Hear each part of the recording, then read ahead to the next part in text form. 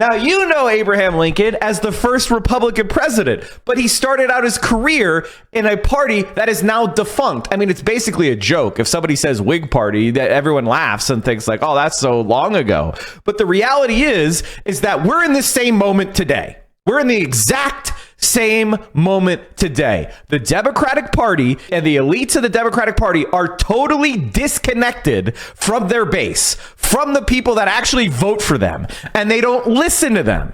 And so what needs to happen? We need to break up the Democratic Party. We need to destroy the Democratic Party. So yes, you're right. Destroying the Democratic Party will hurt in the short term. But if you were anti-slavery in 1854, if you had known in 11 years, not only were we going to abolish slavery, we were going to give black men the right to vote, to give black men citizenship. That would have seemed impossible. You know what? They had to lose the 1856 presidential election. We had to lose the 1856 presidential election when we were building our new party. Oh, fucking no. Would you go back in history and say to Abraham Lincoln, don't leave the Whig Party? Stick it out in the Whig Party? It's a two-party system? I mean, it's absolutely insane. So at a certain point, you have to look at our politics and think about American history and say, the brave Americans who said to the Whig Party leadership, you guys refused to oppose slavery. The majority of the country in 1860 was anti-slavery. White men. The majority of white men in 1860 were anti-slavery. And the Whig Party refused to take the anti-slavery position. Does that sound familiar to anybody here? Whether it's Medicare for all, student loans, Gaza war, issue after issue after issue, we cannot get the Democratic Party to take the position that the majority of Americans support. That is the reality of where we are. And we've tried. We've played the game, and they did everything they could to rig it. And now they're bringing in hundreds of millions of dollars to target our Democratic representatives that are pro-liberation, pro-freedom, pro-Palestine. They're spending $11 million against Jamal Bowman in New York at a primary. In a single congressional seat primary, they've dropped $11 million.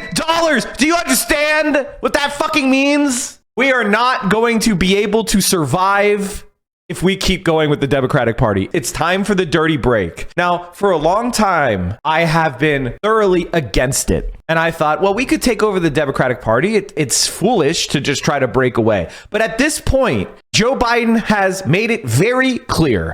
And look at what's happening in labor in the UK. Learn your fucking lesson. They purged and they are knifing everybody who's progressive is getting knifed in the Labor Party. They're using every maneuver they can to destroy the left, to purge the left.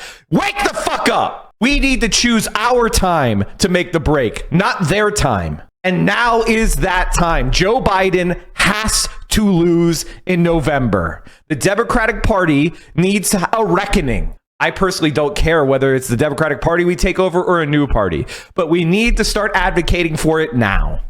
Joe Biden is doing a genocide in Gaza and he's adopting Trump's immigration policies. He's done nothing to challenge the conservative Supreme Court. He refuses to attack the conservative Supreme Court because it'll harm the court's legitimacy. Oh, and now he's causing catastrophic climate change by sanctioning and tariffing solar panels and electric vehicles, which we desperately need to save the planet from climate change. On every single major issue, Joe Biden is wrong. Or he's not fighting for it at all. He just is paying lip service to it. Now, does that mean Trump is good? Absolutely not. But you cannot have a politics like this, where the Republican Party gets policies and the Democratic Party says, well, we'll delay it, kind of. We'll slow it down, kind of.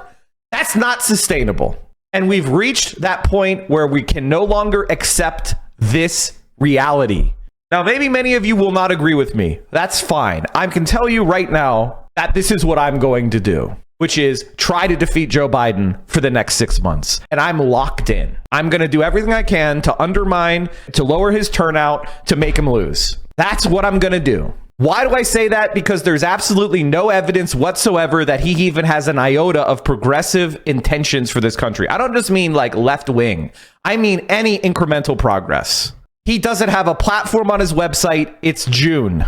Hamas has agreed to the ceasefire, And then he goes around and says, Hamas needs to accept the ceasefire. What? Meanwhile, all the Israeli government officials are openly saying, we won't accept the ceasefire. And they're going around saying, oh, it's Hamas that won't accept it. They are literally doing Newspeak 1984 blatant propaganda and lies. They allowed American citizens to be murdered providing food, and they don't do a goddamn thing about it. Donald Trump is also fucking horrifying and is just as evil as he is. But he hasn't given me one concrete reason to vote for.